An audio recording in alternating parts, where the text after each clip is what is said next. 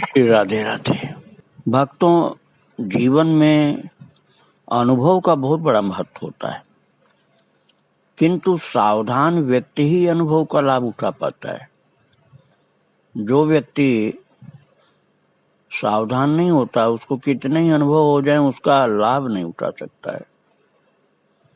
और जिसने अनुभव का लाभ सावधानी से उठाया, वो आगे निकल जाता है। पुण्यात्मा व्यक्ति, भक्त लोग इसका लाभ ज्यादा उठाते हैं। पापी लोग इसका लाभ कम उठा पाते हैं। कितने अनुभव होते रहे तब भी उसकी उपेक्षा करते जाते हैं, और पाप पर पाप, पाप पर पाप, जीवन भर पाप, ठोकर खाते रहेंगे, मार पड़ती रहेगी तब भी पाप करते रहेंगे। पुण्यात्मा व्यक्ति से एक बार कोई ऐसा कुछ हो जाए जिसका अनुभव उनको जीवन में मिले, तो फिर सावधान हो जाते हैं, उस रास्ते से अलग हो जाते हैं। मैंने आपको उड़िया बाबा के चरित्र में सुनाया था कि ट्रेन की यात्रा में उनको एक बार टिकट के अनुसार न बैठकर दूसरी ट्रेन में बैठ गए थे और उनको प्रताड़ित कर दिया था टीटी ने। फिर उन्होंने जीवन भर किसी वाहन में यात्रा नहीं की महाराज, केवल ट्रेन ही नहीं, किसी वाहन में नहीं करते थे। ऐसा परिवर्तन जीवन में कर लिया था। केवल हरि बाबा के कहने से, हरि बाबा और आनंदमयी माता के कहने से गाड़ी में बैठे थे वृंदावन से बांध जाने के लिए, नहीं तो पैदल ही चलते थे। अब मैं आपको एक भक्त का चरित्र सुना रहा हूं। उन्होंने दूसरे के अनुभव का भी लाभ प्राप्त कर लिया। अपने अनुभव का लाभ प्राप्त करना एक सावधान साधक के लिए तो स्वाभाविक है, लेकिन वो कितना महान होता है व्यक्ति जो दूसरे के अनुभव का भी लाभ प्राप्त कर लेता है। और हम लोग उसी रास्ते पर चल रहे हैं। हम रोजाना दूसरे महान पुरुषों, संतों, साधकों, भक्तों का अनुभव आपको सुनाते हैं, लेकिन हम उसका लाभ प्राप्त कितना कर रहे हैं, यह खुद अपने को हमें समझना पड़ेगा। यदि हम दूसरों के अनुभवों का लाभ प्राप्त कर लें तो अपने अनुभव से भी ज्यादा हमको लाभ हो जाएगा, क्योंकि अपना अनुभव उतना नहीं हो सकता जितना अन्य महापुरुषों का अनुभव होता है। शिव जी तो रामचरितमानस में कहते हैं, उमा कहूं मैं अनुभव अपना, सत हरि भजन जगत सब सपना। लेकिन कहाँ हम लोग उसका लाभ, उस अनुभव का लाभ उठा रहे हैं। बहुत कम लोग हैं जो शिव जी के अनुभव का लाभ उठाते हैं। एक भक्त था, उन भक्त महाराज का नाम था श्री रंग जी। पहले वो भक्त नहीं थे, एक अनुभवी का अनुभव उनको जीवन में भक्त बना दिया। वही मैं आपको सुनाने जा रहा हूं। जयपुर के निकट में देवसा नामक एक गांव, और उसी गांव में देवसा में एक श्री रंग नाम का एक जैन धर्मावलंबी वैश्य, सरावगी बोलते थे, श्रीरंग सरावगी, वो रहते थे। तो उनका जो नौकर था खास था, उनका बहुत प्रिय था। काम करने में तो सही था, लेकिन पापी बहुत था। वो रंग जी का जो नौकर था बहुत पापी था। और महाराज जैसे कोई पाप करने की आदत पड़ जाए तो पाप छोड़ता नहीं जल्दी आदमी, वैसे ही भयंकर पापी था। और मर करके यमलोक गया तो यमराज ने उसे यमदूतों का सरदार बना दिया। जैसे जेल में किसी ऐसे कैदी को जो बड़ा अपराध करके आया होता है तो कैदियों का जमादार बना दिया जाता है। तो उसे एक बार यमराज ने देवसा ग्राम के एक बंजारे को लेने भेजा। अब यमराज ने समझ लिया था कि ये तो बड़ा पापी है, तो यही उसकी नौकरी लग गई, ये ड्यूटी लग गई, बिना वेतन की नौकरी। तो उसको यमराज ने यही ड्यूटी सौंप दी, पापियों को ले आने की। तो देवसा गांव में पिछले जन्म में वो रहा था, रंग जी वैश्य के यहाँ नौकर, और अब बहुत भयंकर पापी था। मरने पर हुआ है वो यमराज जी के यहाँ पहुंच गया, तो यमराज जी ने उसके पाप की अधिकता के कारण उसको यही ड्यूटी दे दी थी कि पापियों को तुम ले आया करो, जो मरने वाले होते हैं पापी। तो देवसा में ही भेजा यमराज ने, जहाँ का पहले नौकर था, एक बंजारे को लेने के लिए कि बंजारा वो मरने वाला, उसको तुम ले आओ जाके।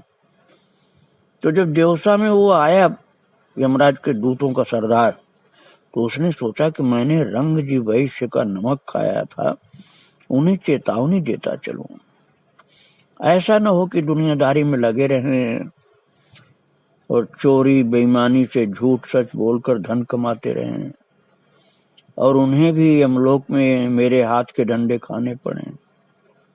वो रंग जी के पास गया, उस वैश्य के पास जहाँ पहले नौकर था वो, और बोला, ए बनिए, देख मैं तेरा पुराना नौकर हूँ, अपने पापों के कारण मरकर यमदूतों का सरदार हुआ हूँ।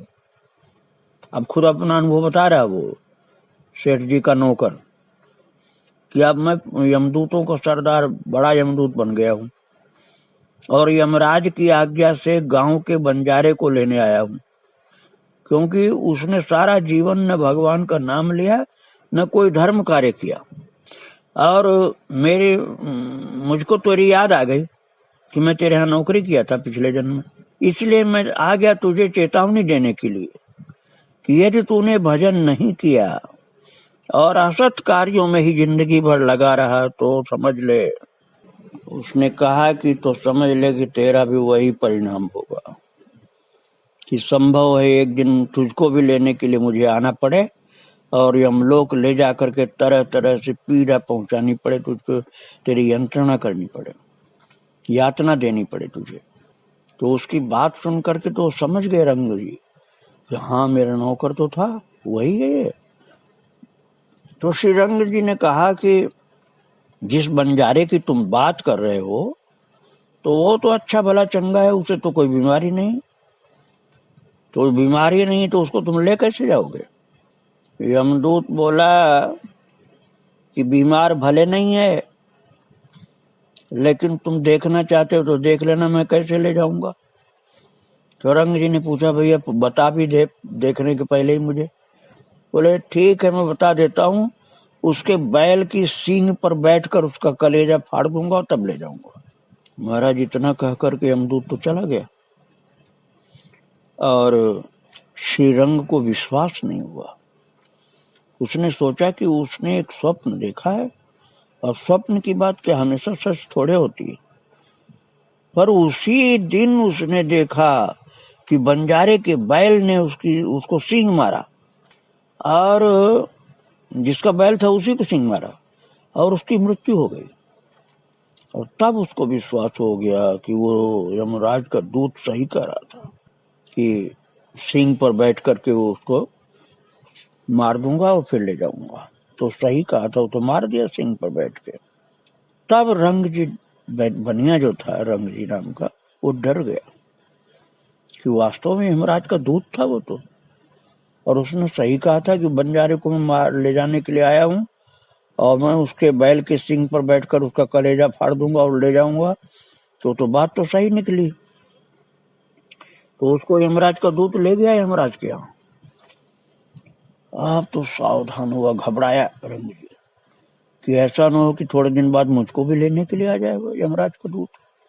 निश्चित ही उसने मुझे सही कहा है कि यदि मैं भजन नहीं किया और गलत कार्यों में ही लगा रहा, जिंदगी बिता दिया और भजन नहीं किया, तो मेरी भी गति यही होगी और ये मुझे यमराज के घर ही ले जाएगा।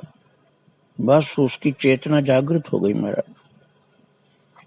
और भैया, चेतना जागृत यदि हो जाए तो परिवर्तन होने में देरी नहीं होती है।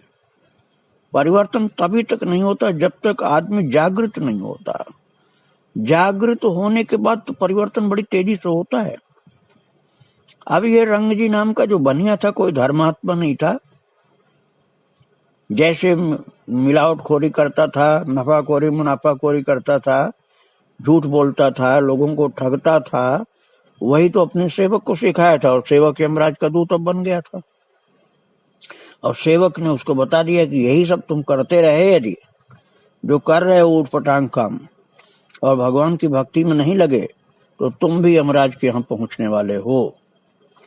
और ये वचन बनिया ने इसलिए मान लिया कि उसने देख लिया कि बंजारा को वास्तव में ले गया, वो बंजारा के बैल की सींग पर बैठ करके मार दिया और उसको ले गया यमराज के दूत। बस सावधान हो गया श्री रंग जी। तो ऐसी चेतावनी दिया उसके सेवक ने यमराज का दूत बनकर कि वो सावधान हो गया और लग गया भगवान के भजन में। महाराज ऐसी मजबूती के साथ लगा भक्ति में वो कि उसने अपना जीवन सार्थक कर लिया। पहले तो निश्चय पक्का किया, दृढ़ निश्चय कि मुझे इस बचे हुए जीवन में अर्थात बची हुई आयु में अब एक ही काम करना है, भगवान की भक्ति। एक ही काम करना, जो कुछ आयु बची है उसमें एक ही काम करना है, भगवान की भक्ति। ऐसा पक्का निश्चय किया कि महाराज उसने अपना जीवन सार्थक कर लिया। और उस रंग जी ने, जो अभी तक केवल एक बनिया था, भक्ति कुछ भी नहीं थी, अब आप देखिए कितना परिवर्तन हुआ कि भगवान श्री रामानंदाचार्य जी महाराज के शिष्य अनंतानंद जी से दीक्षा ली उसने और दिन रात भजन में लगा रहा, दिन रात भजन में।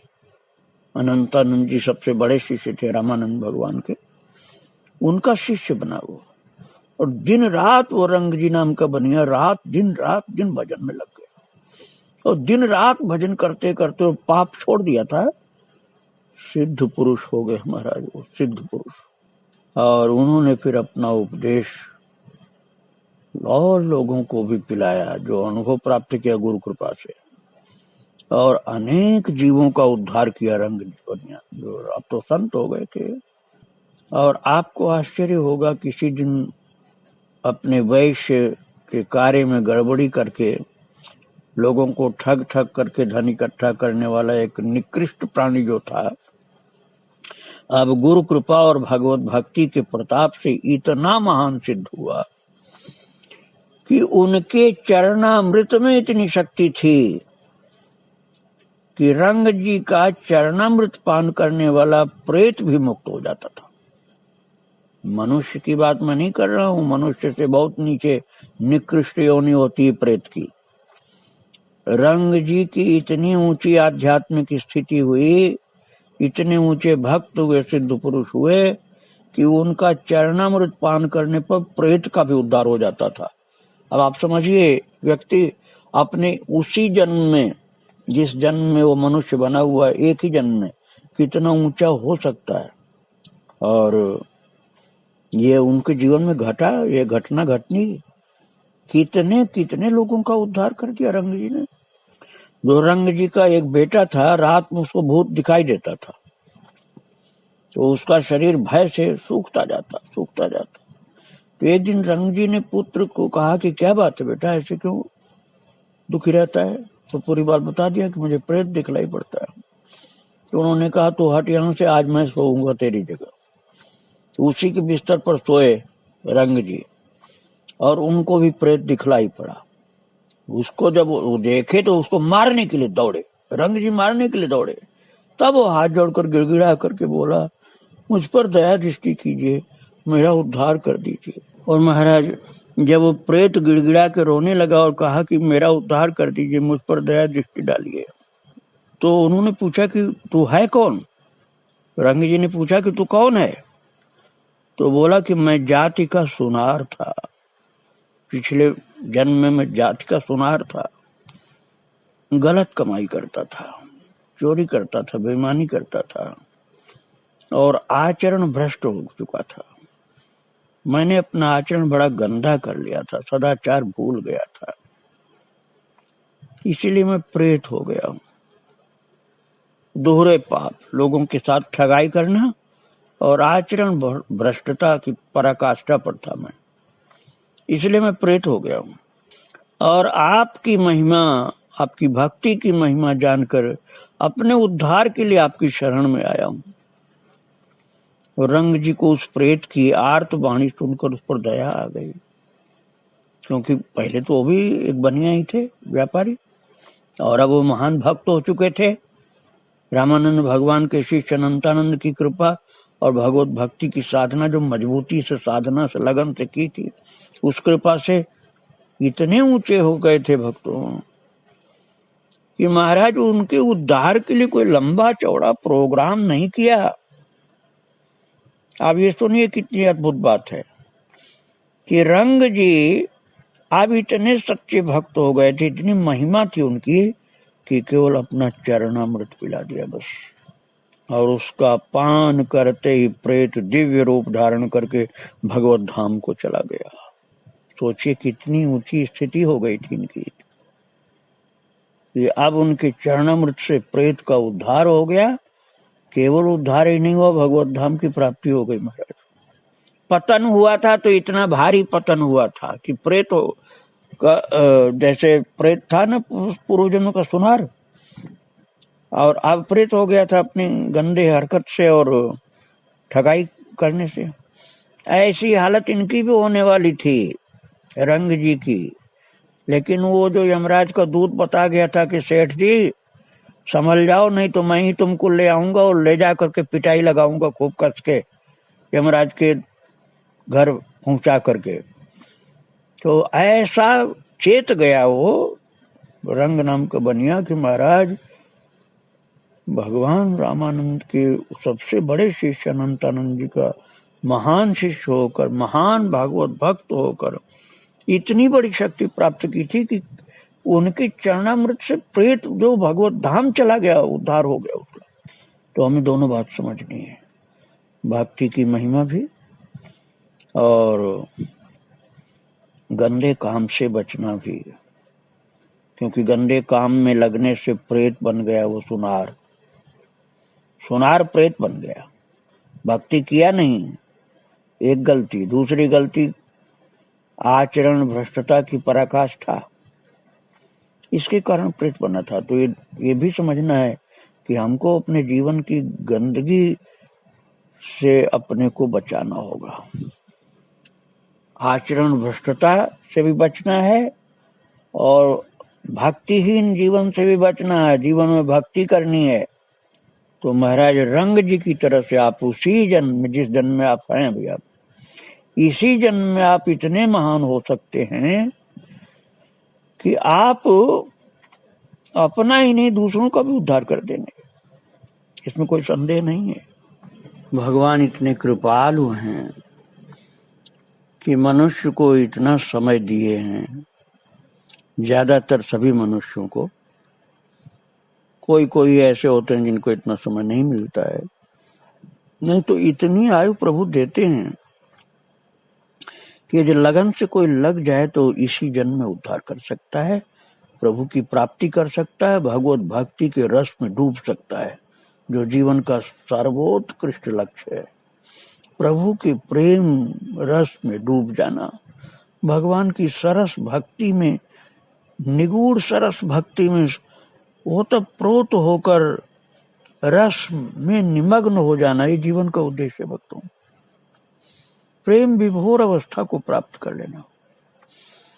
और ऐसी स्थिति रंग जी की थी जिनकी चर्चावली आप सुन रहे हैं, इस स्थिति में पहुंच गए थे वो। चरणामृत की बात तो मैंने सुना दिया, उनके चरणामृत से प्रेत का उद्धार हो गया, भगवत धाम चला गया, इतनी महिमा। और दूसरी बात मैं बतला रहा हूं कि उनकी मानसी सेवा, भगवान की मानसी सेवा सिद्ध हो गई थी। भगवान की मानसी सेवा ध्यान में करते थे। और एक बार रंग जी अपने काका गुरु अर्थात गुरुदेव के गुरु भाई, गुरुदेव थे अनंतानंद जी और उनके गुरु भाई थे पीपा जी, जिनका चरित्र मैं आपको सुना चुका हूँ। तो पीपा जी को पत्र लिख करके देवसा पधारने की प्रार्थना की। अब देखिए कितना परिवर्तन हो चुका था जीवन में। पहले वे एक व्यापारी थे, केवल व्यापारियों को ही अपने यहाँ बुला सकते थे, दूसरे साधु महात्मा को तो बुलाते ही नहीं थे वो। और अब बुलाते थे तो महान संतों को बुलाते थे और किसी व्यापारी को भी नहीं। पीपा जी को लिखा, चाचा गुरु थे, काका गुरु पीपा जी, गुरु जी के गुरु भाई, उनको पत्र लिखा कि कृपा करके आप देवसा आए और मुझे दर्शन दे और मेरे जीवन को आप सफल बना दें। तो पीपा जी देवसा आए, और जहाँ वो रहते थे जयपुर के पास देवसा है, वहीं देवसा में ये रंग जी भक्त रहते थे, और पीपा जी वहाँ आए। और जब वो आए पीपा जी तो चुपचाप आए, कोई बड़ा आडंबर नहीं किया कि बड़ी हमारी स्वागत सत्कार की व्यवस्था की जाए, ऐसे वो नहीं थे, बड़े शांति से। ये सब उनको पसंद भी नहीं था। उस समय जब वो पहुंचे हैं तो रंग जी नाम का भक्त जो था जिसने बुलाया था, वो ध्यान में मानसी सेवा कर रहे थे, ठाकुर जी की मानसी सेवा कर रहे थे। और पीपा जी उनके निकट बैठ गए चुपचाप। कोई देखा भी तो उसको उंगली से इशारा किया कि बोलना नहीं, कुछ शांति में भंग मत करना, ये रंग जी ध्यान कर रहे हैं। और उनके बगल में बैठ गए, बिल्कुल आंख बंद थी उनकी, तो रंग जी की आंख बंद थी, ध्यान में बैठे थे, और पीपा जी बिल्कुल पास में बैठ गए। और रंग जी मानसी सेवा करते करते भगवान श्री राम जी को हार पहना रहे थे। और हार जो उन्होंने मानसी सेवा में बनाया था, अपने स्वयं ही तो बनाए थे हार भगवान को पहनाने का, वो संजोग की बात थोड़ा छोटा बन गया था। और हार जो पहना रहे थे तो कुछ छोटा होने के कारण कान के पास थोड़ा अटक गया, तो सोचने लगे अब क्या करें।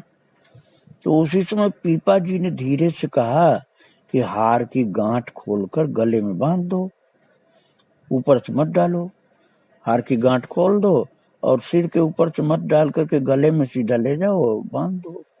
तो उपाय मिल गई उनको। ये तो उन्होंने कर दिया, लेकिन चौंक पड़े कि ये बात मुझको बताया कौन, आवाज कहां से आई। तब उन्होंने आंख खोल दिया। रंग जी का ध्यान थोड़ा भंग हुआ और नेत्र खोलकर देखा तो उन्हें आश्चर्य हुआ कि एक व्यक्ति ने उनकी मानसी सेवा की बात कैसे जान ली। तो वो कोई सिद्ध पुरुष ही होगा, क्योंकि अपनी बात समझना तो साधक का काम है, लेकिन दूसरे की भी बात ध्यान की समझ लेना ये तो किसी सिद्ध का ही काम हो सकता है। निश्चित ही वो कोई सिद्ध पुरुष होगा जिसने मेरी मानसी सेवा की परेशानी समझ लिया था। तो उन्होंने आंख खोली तो पीपा जी को सामने बैठा देखा। पीपा जी को तो खुद ही उन्होंने बुलाया था, लेकिन भक्तों पीपा जी का दर्शन पहले कभी प्राप्त नहीं किया था इन्होंने। तो तुरंत सिर झुका के हाथ जोड़ करके रंग जी पूछे कि आप कौन हैं। पीपा ने कहा मुझे पीपा कहते हैं। रंग जी सुन करके आनंद से गदगद होकर चरणों में लौट गए भक्तों, साष्टांग दंडवत किया पीपा जी को रंग जी भक्त ने, और पीपा जी ने उठाकर हृदय से लगा दिया। फिर तो भक्तों पीपा जी जितने दिन देवसा रहे, ये महान भक्त रंग जी और उन सिद्ध पुरुष पीपा जी दोनों के बीच में भगवान की लीला, भगवान की भक्ति की साधना, इसके अनुभवों की चर्चा चलती थी, रसोन्मत्त रहते थे। बड़भागी भक्त लोगों ने इन दोनों संतों के समागम का बहुत लाभ उठाया। मैं इन दोनों महान पुरुषों के चरणों में अपना सिर झुकाकर इनको प्रणाम कर रहा हूँ। श्री राधे राधे, जय श्री राधे राधे।